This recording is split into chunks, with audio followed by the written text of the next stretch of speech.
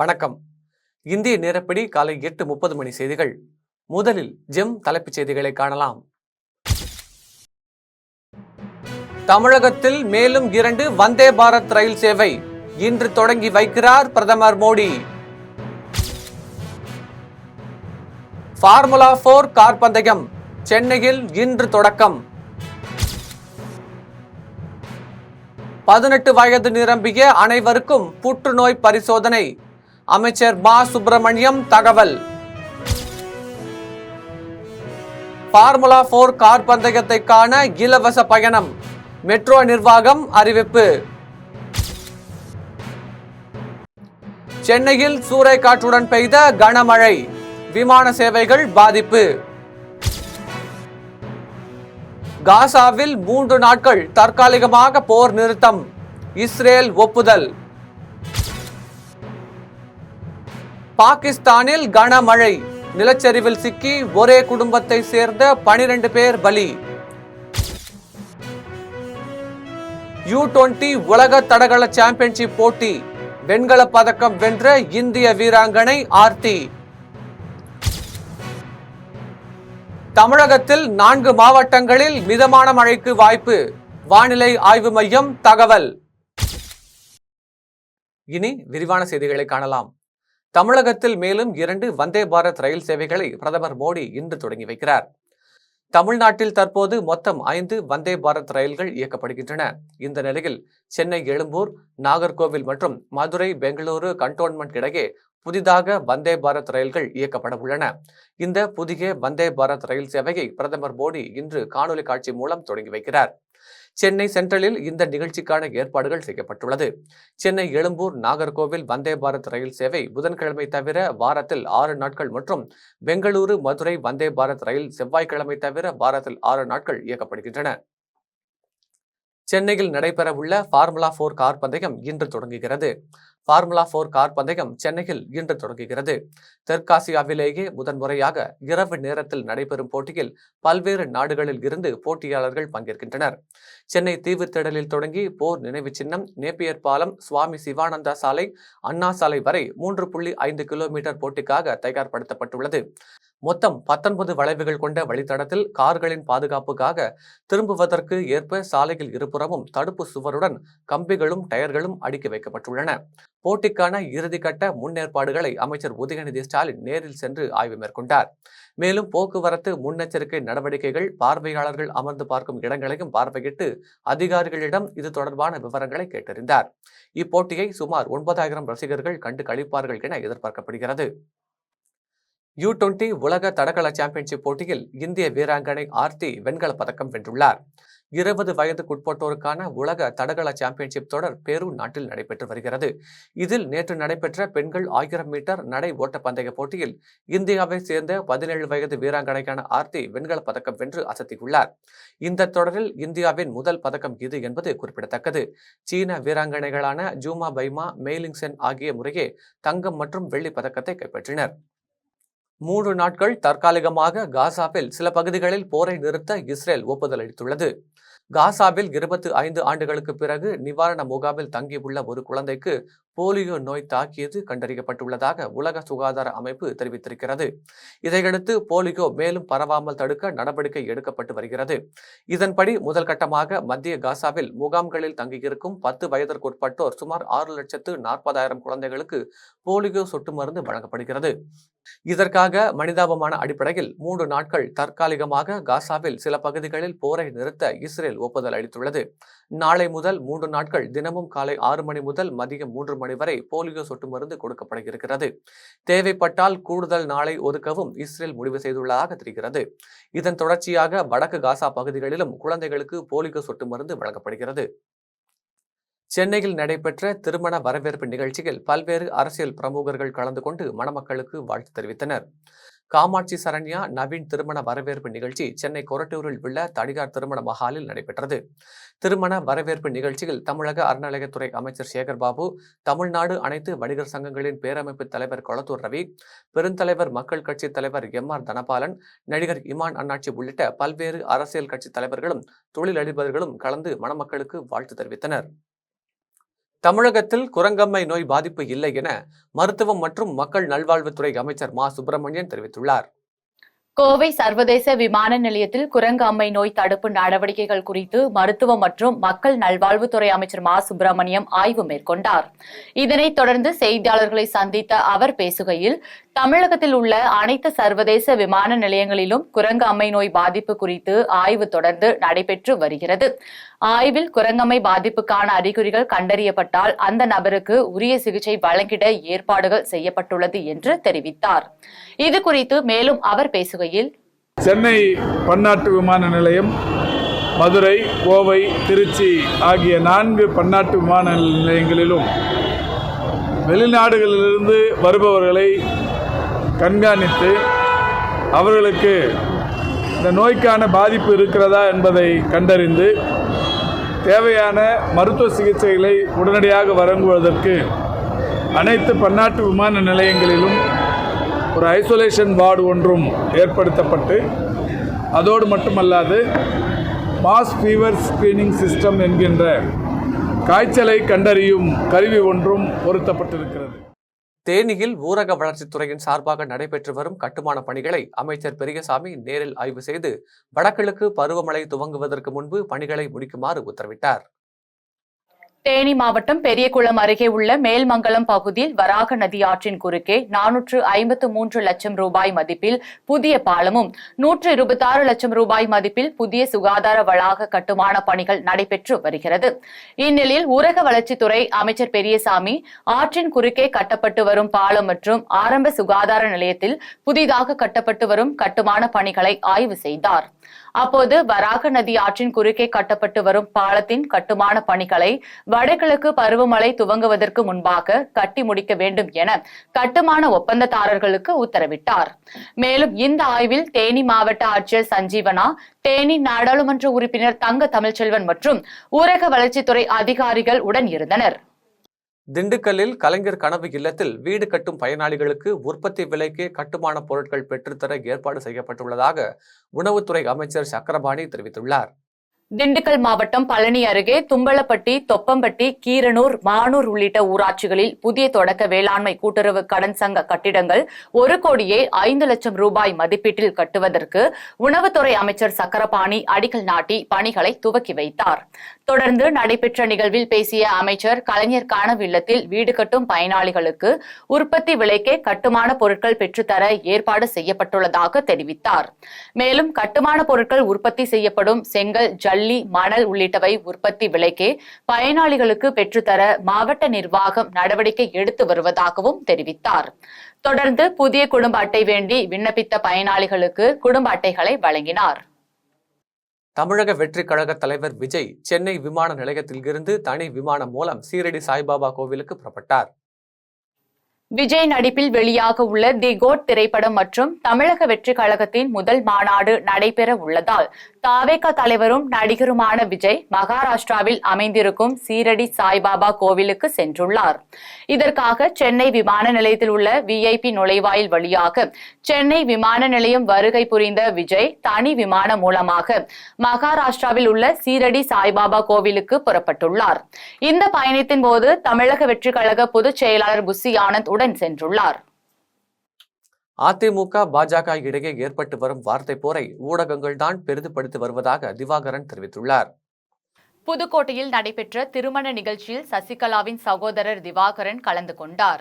இதனைத் தொடர்ந்து செய்தியாளர்களை சந்தித்த அவர் பேசுகையில், அதிமுக ஒருங்கிணைப்புக்கான பணி நடைபெற்று வருகிறது என்றும் 2026 சட்டசபை தேர்தலுக்குள் அதிமுக ஒருங்கிணையும் என்றும் அதிமுகவில் யாரையும் பிரிக்காமல் ஒன்றிணைக்கும் முயற்சி நடைபெற்று வருகிறது என்றும் தெரிவித்தார். மேலும் பேசிய அவர், அதிமுக பாஜக இடையே ஏற்பட்டு வரும் வார்த்தை போர் தவிர்க்கப்பட வேண்டியது இதனை ஊடகங்கள்தான் பெரிதுபடுத்தி வருகின்றது எனவும் தெரிவித்தார். அதிமுக பாஜக வார்த்தை போர் தேவைதான் அந்த நேரத்தில். அதிமுக பாஜக வார்த்தை போர் ஒருத்தருக்கு ஒருத்தர் பேசிக்கிறது. பொதுவாக இதெல்லாம் தவிர்க்கலாம். அந்த வார்த்தை போரெல்லாம் தேவையில்லை. பொதுவாக எல்லாத்துக்குமே சொல்கிறேன், தவிர்க்கலாம். அது போயிட்டுருக்கு. எல்லாம் உங்களுக்கு இந்த மீடியாக்களில் தான் அதை கிளறி விட்டு பிடிக்கிறீங்க. எங்கிட்ட தேவையான கேட்குறீங்க. தேவை இருக்கிறதுனால நீங்கள் கேட்குறீங்க, நீங்கள் ப்ரெஸ் ஓட்டுறோன்ட்டு. கரூரில் வேளாண் இயந்திரங்கள், கருவிகள் செயல்பாடுகள் மற்றும் பராமரிப்பு குறித்து மாவட்ட அளவில் நடைபெற்ற முகாமை மாவட்ட ஆட்சியர் தங்கவேல் பார்வையிட்டார். கரூர் மாவட்ட ஆட்சியர் அலுவலக வளாகத்தில் வேளாண்மை பொறியியல் துறை சார்பில் வேளாண் இயந்திரங்கள் மற்றும் கருவிகளின் செயல்பாடு மற்றும் பராமரிப்பு குறித்து மாவட்ட அளவிலான முகாம் நடைபெற்றது. இந்த முகாமை மாவட்ட ஆட்சியர் தங்கவேல், அரவக்குறிச்சி எம்எல்ஏ இளங்கோ, மாவட்ட கூட்டுறவு இணைப்பதிவாளர் கந்தராஜா, வேளாண் பொறியியல் துறை செயற்பொறியாளர் சுப்பிரமணியன் ஆகியோர் இணைந்து பார்வையிட்டனர். இந்த முகாமில் வேளாண் துறையில் பயன்படுத்தப்படும் டிராக்டர், ரொட்டவேட்டர், களை எடுக்கும் கருவி உள்ளிட்ட பொருட்கள் மற்றும் கருவிகள் காட்சிப்படுத்தப்பட்டது. இந்த இயந்திரங்களை பார்வையிட்ட மாவட்ட ஆட்சியர் தங்கவேல் அதிகாரிகளிடம் இயந்திரங்களின் செயல்பாடு மற்றும் பராமரிப்பு குறித்து விளக்கம் கேட்டு தெரிந்து கொண்டார்.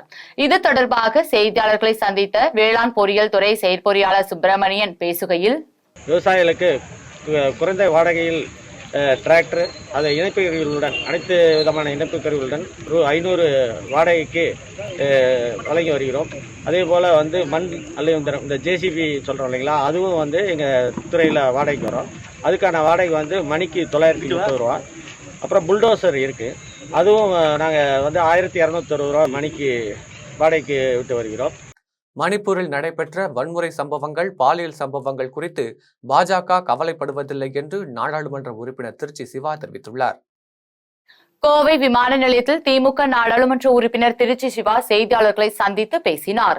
அப்போது பேசிய அவர், திருச்சியில் என்ஐடி கல்லூரி வளாகத்தில் மாணவி பாலியல் துன்புறுத்தல் குறித்த செய்தியாளர்களின் கேள்விக்கு, உலகின் எந்த மூலையிலும் இதுபோன்ற பாதகம் ஏற்பட்டாலும் அது கண்டிக்கத்தக்கது என்றும், இந்த பிரச்சினைக்கு தீர்வு காணும் வகையில் அரசு உரிய நடவடிக்கை எடுக்கப்படும் என்றும் தெரிவித்துள்ளார். இதையடுத்து கொல்கத்தா விவகாரத்தில் ஒன்றிய அரசு அக்கறை காட்டுவதில் தவறில்லை. ஆனால் மணிப்பூரில் நடைபெற்ற வன்முறை சம்பவங்கள், பாலியல் சம்பவங்கள் குறித்து பாஜக கவலைப்படவில்லை என்றும், உள்துறை அமைச்சர் இதுகுறித்து அறிக்கை கூட சமர்ப்பிக்கவில்லை என்றும் குற்றம் சாட்டினார். தொடர்ந்து நாட்டு மக்கள் மத்திய அரசின் செயல்பாடுகளை பார்த்து எடை போட வேண்டும் என்றும் தெரிவித்துள்ளார். தூத்துக்குடியில் ஸ்பிக் நிறுவனத்தின் துணை நிறுவனமான டெக் நிறுவனத்தில் திடீரென அமோனியா வாயு அதிக அளவில் கசிந்ததால் ஏற்பட்ட விபத்தில் ஹரிஹரன் என்பவர் சம்பவ இடத்திலேயே பரிதாபமாக உயிரிழந்தார். தூத்துக்குடி முத்தையாபுரம் பகுதியில் அமைந்துள்ள ஸ்பீக் உர தொழிற்சாலையின் துணை நிறுவனமான alcoholic chemical and fertiliser limited என்ற நிறுவனம் செயல்பட்டு வருகிறது. இதில் சோடா ஆஸ், அமோனியம் குளோரைடு ஆகியவை உற்பத்தி செய்யப்படுகின்றன. இந்நிலையில் அமோனியம் பைப்லைனில் ஏற்பட்ட கசிவை சரி செய்யும் பணியில் மஞ்சள் நீர் காயல் பகுதியைச் சேர்ந்த ஹரிஹரன், தன்ராஜ், மாரிமுத்து, விஷ்ணு, ஹரிபாஸ்கர் ஆகிய ஊழியர்கள் ஈடுபட்டு கொண்டிருந்தனர். அப்போது திடீரென அமோனியா வாயு அதிக அளவில் கசிந்ததில் ஏற்பட்ட விபத்தில் ஹரிஹரன் சம்பவ இடத்திலேயே பரிதாபமாக உயிரிழந்தார். தனராஜ், மாரிமுத்து, விஷ்ணு, ஹரிபாஸ்கர் ஆகியோர் பலத்த காயமடைந்த நிலையில் சிகிச்சைக்காக தனியார் மருத்துவமனையில் அனுமதிக்கப்பட்டுள்ளனர். இதனையடுத்து ஆலையில் உற்பத்தி நிறுத்தப்பட்டு ஊழியர்கள் வெளியேற்றப்பட்டனர்.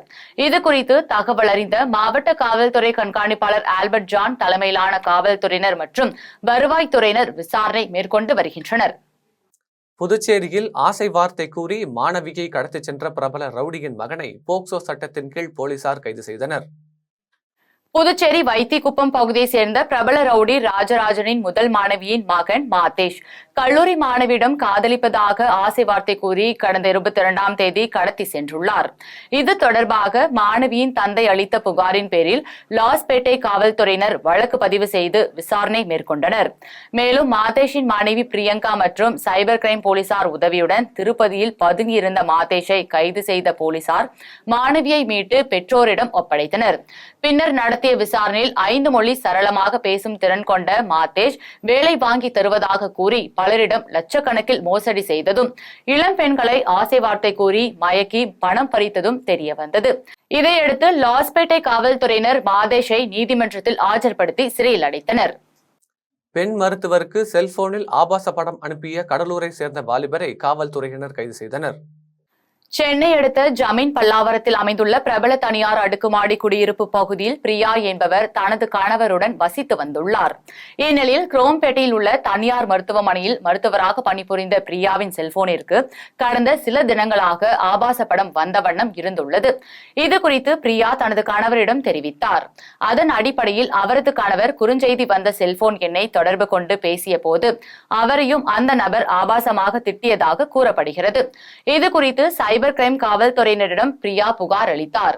அதன் அடிப்படையில் காவல்துறையினர் வழக்கு பதிவு செய்து விசாரணை மேற்கொண்ட போது ஆபாச குறுஞ்செய்தி அனுப்பியது கடலூர் மாவட்டம் குறிஞ்சிப்பாடியை சேர்ந்த சுரேஷ்குமார் என்பது தெரிய வந்தது. மேலும் அவர் பெண் மருத்துவர் பிரியாவுடன் ஒன்றாக படித்து வந்ததும் தற்போது திருவள்ளூர் மாவட்டத்தில் உள்ள மருத்துவக் கல்லூரி ஒன்றில் பணிபுரிந்து வருவதும் போலீசாரின் விசாரணையில் தெரிய வந்தது. இதையடுத்து உடனடியாக அவரை கைது செய்த போலீசார் நீதிமன்றத்தில் ஆஜர்படுத்தி புழல் சிறையில் அடைத்தனர். புதுச்சேரியில் 4 வயது சிறுமிக்கு பாலியல் தொந்தரவு கொடுத்த கூலி தொழிலாளிக்கு 10 ஆண்டு சிறை தண்டனை விதித்து போக்சோ சிறப்பு நீதிமன்றம் தீர்ப்பளித்துள்ளது. புதுச்சேரி வில்லியனூர் மூர்த்தி நகரை சேர்ந்த ஐயனார் கூலி தொழில் செய்து வருகிறார். இவர் கடந்த 2018ஆம் ஆண்டு அதே பகுதியை சேர்ந்த 4 வயது சிறுமிக்கு பாலியல் தொந்தரவு அளித்ததாக சிறுமியின் பெற்றோர் வில்லியனூர் காவல் நிலையத்தில் புகார் அளித்தனர். இதனையடுத்து போக்சோ சட்டத்தின் கீழ் ஐயனாரை கைது செய்த காவல்துறையினர் ஐயனாரை நீதிமன்றத்தில் ஆஜர் செய்து மத்திய சிறையில் அடைத்தனர்.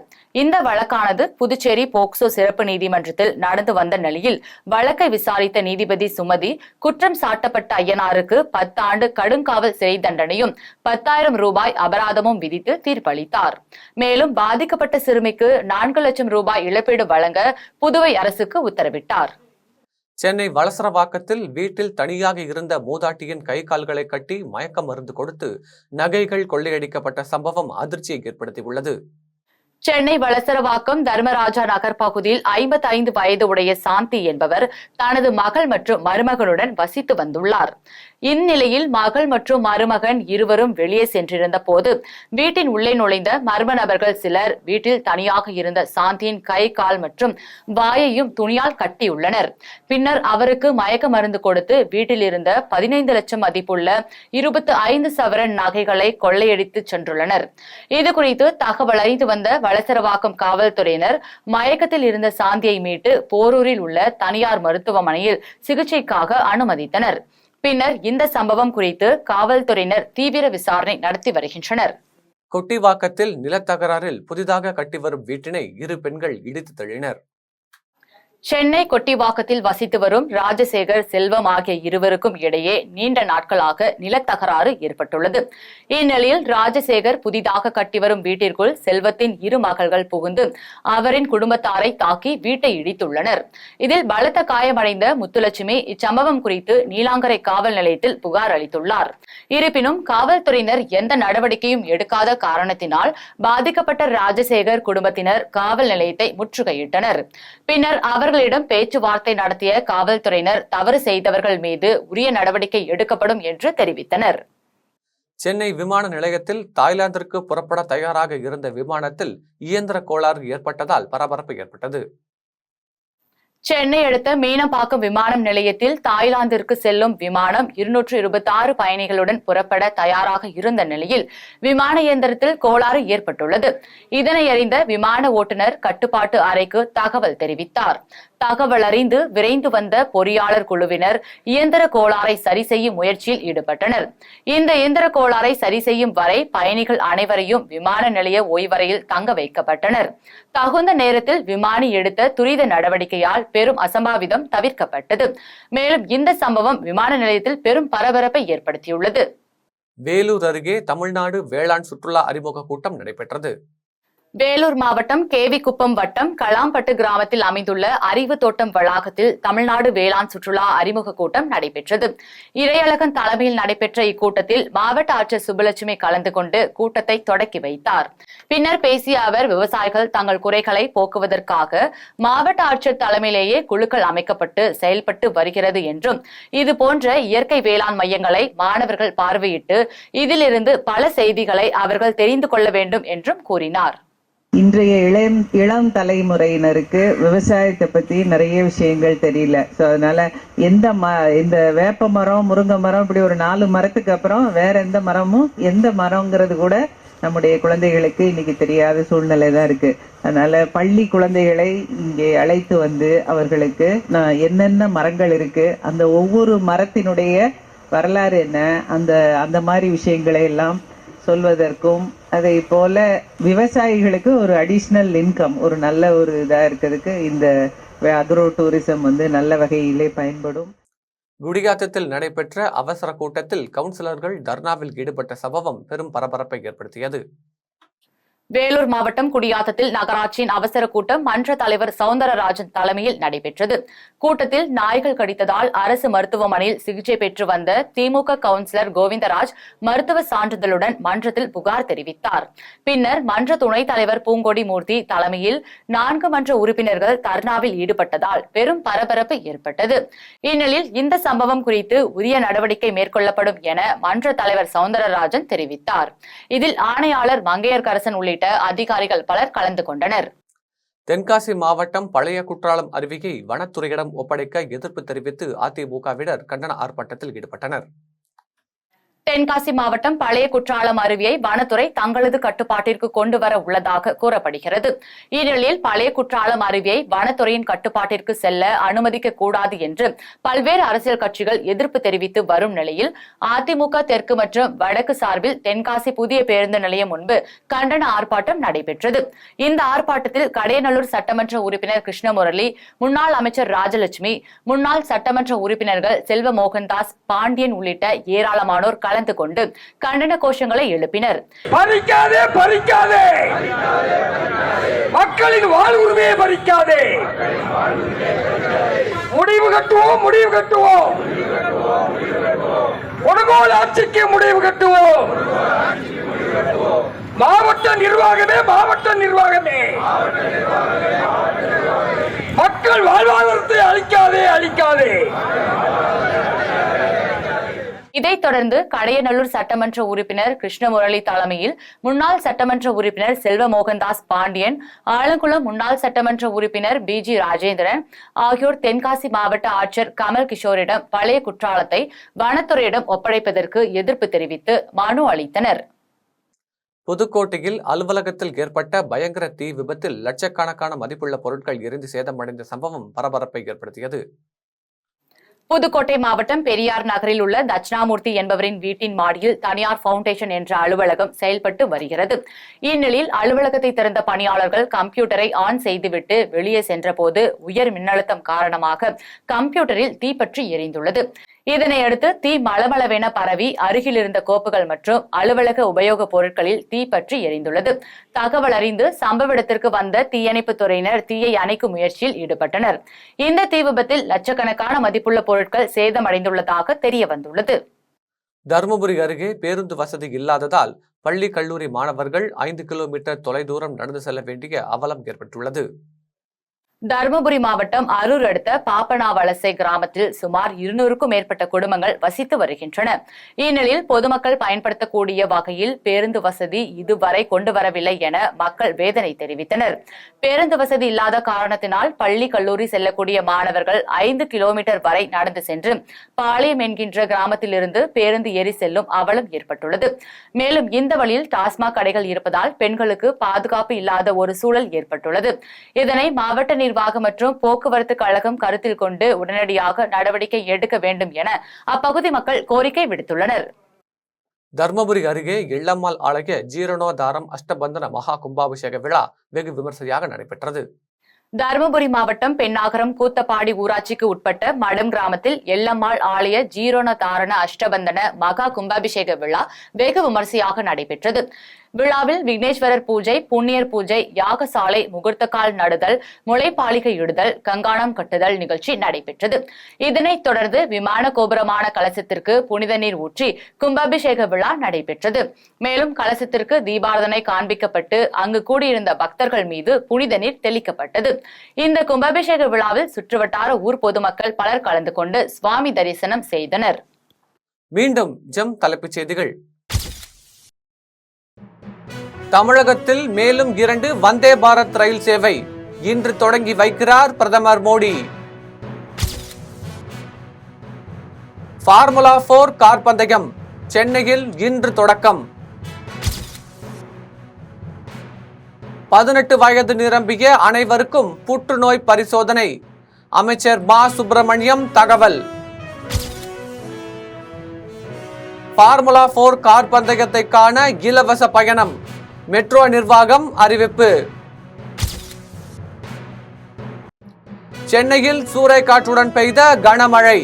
விமான சேவைகள் பாதிப்பு. காசாவில் 3 நாட்கள் தற்காலிகமாக போர் நிறுத்தம், இஸ்ரேல் ஒப்புதல். பாகிஸ்தானில் கனமழை, நிலச்சரிவில் சிக்கி ஒரே குடும்பத்தை சேர்ந்த 12 பேர் பலி. U20 உலக தடகள சாம்பியன்ஷிப் போட்டி, வெண்கல பதக்கம் வென்ற இந்திய வீராங்கனை ஆர்த்தி. தமிழகத்தில் 4 மாவட்டங்களில் மிதமான மழைக்கு வாய்ப்பு, வானிலை ஆய்வு மையம் தகவல். இத்துடன் ஜெம் செய்திகள் நிறைவடைகின்றன. மீண்டும் ஜெம் செய்திகள் மதியம் 1:30 மணிக்கு. உடனுக்குடன் செய்திகளுக்கான GemLive.tv என்ற இணையதளத்தில் இணைந்திருங்கள். நன்றி, வணக்கம்.